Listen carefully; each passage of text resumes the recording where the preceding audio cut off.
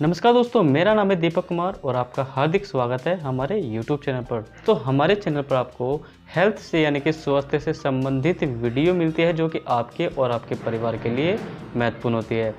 दोस्तों, आज बात करते हैं DLC के बारे में। दोस्तों, DLC को फुल फॉर्म में डिफरेंशियल ल्यूकोसाइट काउंट भी कहते हैं और ल्यूकोसाइट्स काउंट जो है एक WBC सेल्स को कहा जाता है।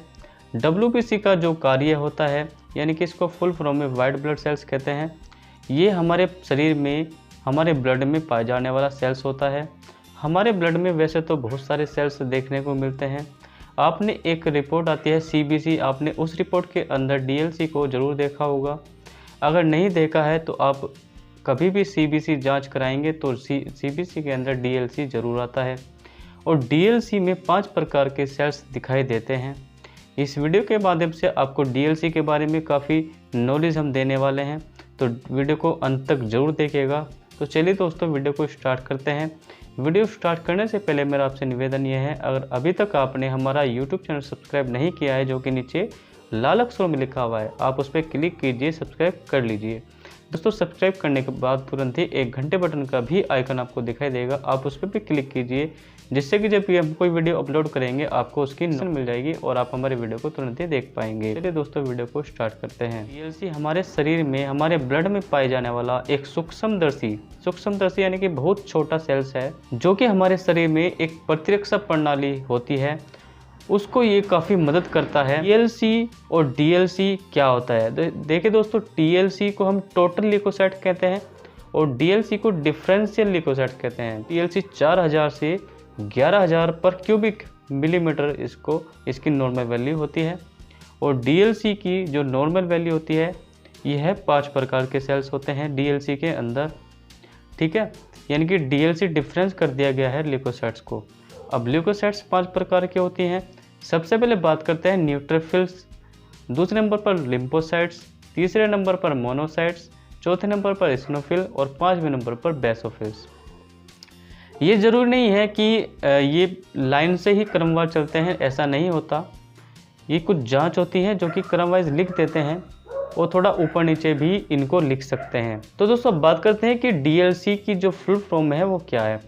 DLC को फुल फॉर्म में डिफरेंशियल ल्यूकोसाइट्स काउंट भी कहा जाता है और ल्यूकोसाइट्स को WBC सेल्स भी कहते हैं। WBC वाइट ब्लड सेल्स को कहा जाता है और वाइट ब्लड सेल्स को हिंदी भाषा में सफ़ेद रक्त कणिकाएं भी कहा जाता है, कोशिकाएं भी कहा जाता है।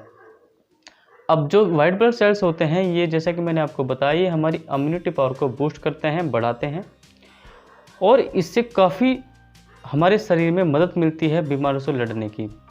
हमारे आसपास बहुत सारी बीमारियां घूमती रहती हैं, बहुत सारे वायरस, बहुत सारे बैक्टीरिया घूमते रहते हैं। अगर हम उनकी चपेट में आ जाते हैं तो वाइट ब्लड सेल्स ही उनसे लड़ने की हमको क्षमता प्रदान करता है। DLC के घटने और बढ़ने पर हमारे शरीर में बहुत सी डिफरेंट बीमारियां हो सकती हैं। अब बात करते हैं जो न्यूट्रोफिल्स होता है। जो न्यूट्रोफिल्स के घटने और बढ़ने पर जो उसकी नॉर्मल वैल्यू होती है वो 40 से 70% रिपोर्ट में देखी जाती है, थोड़ा ऊपर नीचे हो सकता है। अब अगर न्यूट्रोफिल्स हमारे शरीर में बढ़ते हैं तो हमें क्या बीमारियां हो सकती हैं, आप स्क्रीन पर देख सकते हैं। अगर न्यूट्रोफिल बढ़ता है तो हमें थायराइड की प्रॉब्लम भी हो सकती है। अचानक से हमारे माइंड में तनाव भी हो सकता है, हेपेटाइटिस की बीमारी भी हो सकती है और कोई संक्रमण भी हमारे शरीर के अंदर फैल सकता है, वो बैक्टीरियल इन्फेक्शन भी हो सकता है। तो दोस्तों, बात करते हैं न्यूट्रोफिल्स के घटने पर क्या बीमारी होती है। जैसा कि 40 से 70% यानी कि 40 से 70% ये नॉर्मल वैल्यू देखी जाती है, तो जो 70% से ऊपर न्यूट्रोफिल देखी जाती है ये मैंने आपको बता दी है। अगर ये 40% से नीचे आ जाता है तो इसमें क्या बीमारी देखने को मिलती है। गंभीर वायरल इन्फेक्शन हो सकता है, गंभीर संक्रमण हो सकता है और HIV एड्स के वजह से भी न्यूट्रोफिल्स घट सकते हैं। दोस्तों, अब बात करते हैं लिम्फोसाइट्स के घटने और बढ़ने पर क्या प्रॉब्लम हो सकती है। बढ़ने पर क्या प्रॉब्लम होती है। बुखार में भी लिम्फोसाइट बढ़ सकती है। ल्यूकीमिया, वायरल इन्फेक्शन और परजीवी इन्फेक्शन, ठीक है, यानी कि पैरासाइट से इन्फेक्शन हो सकता है और बैक्टीरियल इन्फेक्शन, वायरल इन्फेक्शन और ट्यूबरकुलोसिस यानी कि TB भी अगर है किसी व्यक्ति को तो लिम्फोसाइट्स बढ़ सकते हैं। अब बात करते हैं लिम्फोसाइट्स के घटने पर क्या बीमारी देखने को मिलती है। ल्यूकीमिया, सेप्सिस देखने को मिलते हैं। तो दोस्तों ये 2 प्रकार के सेल्स हैं। अब बात करते हैं मोनोसाइट्स के बारे में। शरीर में मोनोसाइट्स की जनसंख्या बढ़ती है तो हमें क्या प्रॉब्लम देखने को मिलती है। तो नॉर्मल वैल्यूज़ की 2 से 6% रिपोर्ट में देखी जाती है। तो अब बात करते हैं मोनोसाइट्स के बढ़ने पर क्या देखने को मिलता है, क्या बीमारी देखने को मिलती है। वायरल संक्रमण, खसरा और गलसुआ, एलर्जिक प्रतिक्रिया, एडिसन रोग, कैंसर।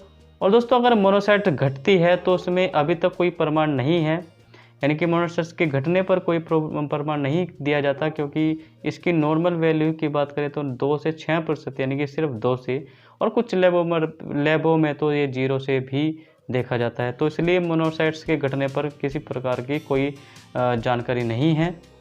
अब बात करते हैं इस्नोफिल के बढ़ने पर क्या बीमारी देखने को मिलती है। इस्नोफिल ये 1 से 6% नॉर्मल देखा जाता है।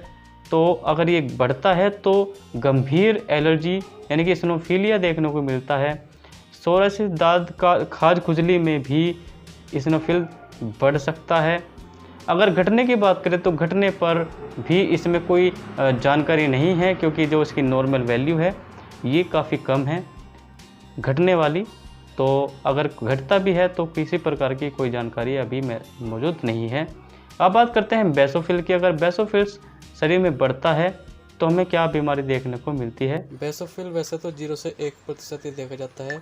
इसके बढ़ने पर डिजीज बोर्न मैरो से जुड़े विकारों का समूह, क्रोनिक माइलोजेंस, ल्यूकीमिया और संक्रमण कैंसर जैसे रोग देखने को मिलते हैं। तो दोस्तों ये थे टीएलसी के घटने और बढ़ने पर कुछ मुख्य जानकारी। और दोस्तों अगर टीएलसी का जो लेवल है वो 4000 से 11000 होता है, अगर ये बढ़ता है या घटता है तो हमारे शरीर में वजन घटना, थकान होना, नील पड़ना, बुखार आना, शरीर में दर्द होना, कपकपी आना और सिर में दर्द होना, बैक्टीरियल इन्फेक्शन हो जाना, ये टीएलसी के बढ़ने और घटने की बीमारियां होती हैं। तो दोस्तों उम्मीद है आपको टीएलसी के बारे में काफ़ी नॉलेज मिल गई होगी।